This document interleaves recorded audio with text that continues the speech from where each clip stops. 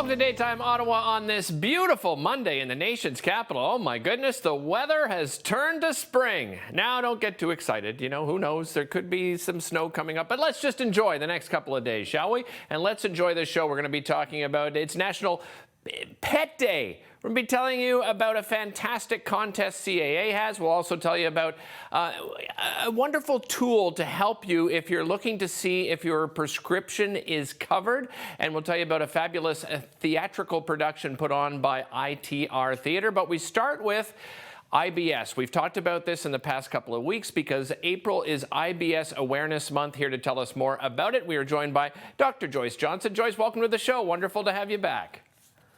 Thank you so much for having me. Joyce, we're going to be talking about something called the FODMAP Diet. Interesting because, you know, I have IBS myself. It's not a diet that I've actually heard of. Explain it to us a little bit. Give us an overview.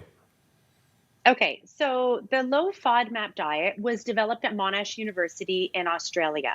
And what it's all about food lists. And what it represents, FODMAP is an acronym for Fermentable Oligosaccharides, Disaccharides, Mono-saccharides And Polyols. I know, you don't have to remember that. I was going to say, I'm glad it's FODMAP. I'm glad we're going with the acronym, that's for sure. Absolutely. And what it represents, they're really small carbohydrates that people with IBS have difficulty digesting. So what happens, instead of them being digested in your stomach, they travel to your small intestine, and then the bacteria there fermented. And that's where you get a lot of the gas, the bloating, the cramping, the diarrhea, constipation, everything sort of stems from this occurrence. So a low FODMAP diet is following a diet with foods that are low in these small carbohydrates. Okay. Well, let's go over some of the discussion points you sent along to me. The one that really stood out to me is don't over limit your foods, which I think a lot of people are worried about. As soon as they hear the word diet, they're like, uh-oh. Life as I know it is over. Absolutely. And I think that's something that I want to be clear about, is that it's not about limiting and over limiting your foods. So you want to be able to still enjoy some of the foods that you love. So for example, lactose is the only element in dairy that you need to avoid on a low FODMAP diet. So you could choose to still have lactose-free milk, lactose-free yogurt, lactose-free cheese, or cheeses that are low in lactose, like brie and hard-aged cheddars, for example. And feta is also something else that is tends to be lower in lactose, or you can choose almond milk. The other is, so oligosaccharides is something else that you need to avoid, and that's really high in soy and wheat products. So when you get so then you end up eliminating wheat, and that becomes really problematic for a lot of people because it's a huge part of their diet. Right. So authentically made sourdough bread is low in oligosaccharides. So it's a lower FODMAP. The same thing goes with authentically made tofu. So you can still have some soy products, but you have to just be careful about what you're choosing. So sourdough bread is a really great option. Excellent. I notice you have fiber there. I mean, fiber is one of the main things that has always been discussed, certainly in my diet, and I think for many people, Joyce. Absolutely. So when you go on this low FODMAP diet, or when you follow this, fiber can take a hit. So you need to make sure that you are incorporating lots of fiber, because fiber is important for the health of your microbiome. So it's important for making sure that you have a lot of good bacteria in your gut. So choosing the right types of foods. So these are some great fruits and vegetables I laid out here. I have strawberries, kiwis, oranges, bananas, raspberries, vegetables. I have some potatoes, carrots, green beans. So you can still have potatoes. There are still comfort foods in this regime. Green beans, lentils. And when you're choosing a fiber supplement, make sure you're going to find something that is certified low FODMAP.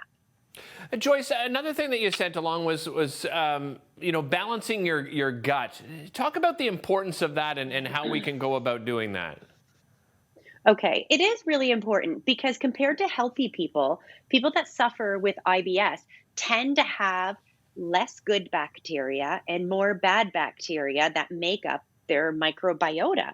And we know that this imbalance can influence everything from your immune function, inflammation in your body, digestion, and that can lead to, more IBS symptoms. So incorporating some low FODMAP foods that have probiotics. So I have some examples here. I have some olives, red beets.